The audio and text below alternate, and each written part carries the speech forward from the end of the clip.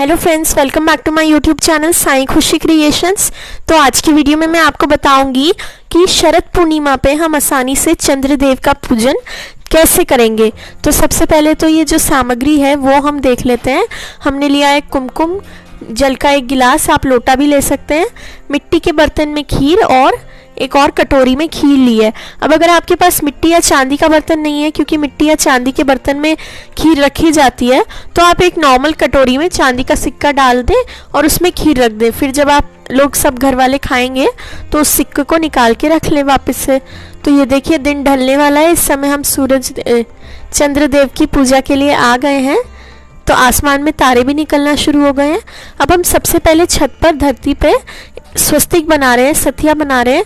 अगर आपके पास आपके घर में छत नहीं है या फिर अगर आप फ्लैट में रहते हैं तो आप अपनी बालकनी में भी ये पूजा कर सकते हैं। और अगर बालकनी में भी नहीं कर पा रहे हैं तो आपके घर में कोई खिड़की तो होगी जिसमें से चांद का प्रकाश आता हो, तो आप उस खिड़की के पास ये पूजा कर सकते हैं।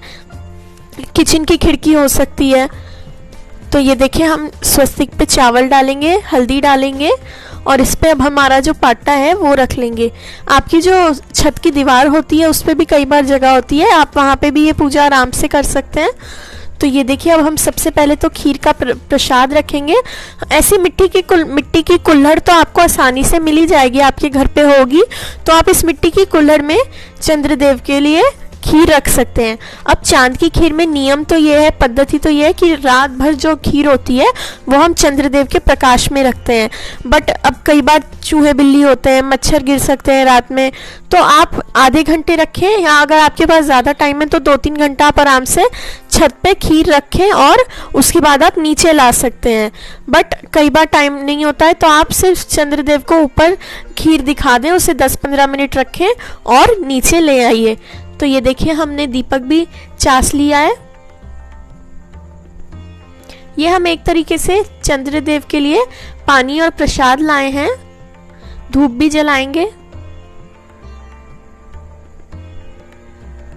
और फिर ये सारी जो पूजा है ये हमें चंद्रदेव की ओर मुंह करके करनी है। बट अगर आप जहाँ बैठे हैं वहाँ अगर आपको कहीं से भी चंद्रदेव दिख रहे हैं तो आप वहाँ से पूजा कर सकते हैं। अब ये जो हमारी कटोरी वाली खीर थी इसे हम यहीं पे ढककर रखेंगे थोड़ी सी देर। अब ढककर क्यों रखेंगे? मक्खी मच्छर कुछ भी हमारी खीर में गिर सकता है, कोई भी, क्योंकि आसमान में तो रात में तो बहुत सारे कीड़े होते हैं, तो कुछ भी आपकी खीर में गिर सकता है। तो उसके लिए आप अपनी खीर पे ऐसी छन्नी ढक के रख सकते हैं। ऐसी या और भी डिफरेंट टाइप की छन्नी आती है, आटा छानने वाली छन्नी से भी आप ढक के रख सकते हैं। मतलब जो भी आपके पास हो उससे आप ढक दें। मतलब ऐसा जालीदार बर्तन लेना चाहिए हमें, ताकि जो चांद की चांदनी है, चांद की रोशनी हमारी खीर में जाती रहे। क्योंकि कहते हैं चांद की चांदनी में खीर रखने के बाद अगले दिन जब हम वो खीर खाते हैं तो वो अमृत बन जाती है। तो अब हम चंद्रदेव की आरती भी कर लेंगे। अगर आप खड़े होके ना कर पाए तो आप बैठ के भी ऐसे आरती कर सकते हैं। खीर का प्रसाद भी हमने रख दिया है। अब ये सारी खीर हमें नीचे लेके जानी होती है।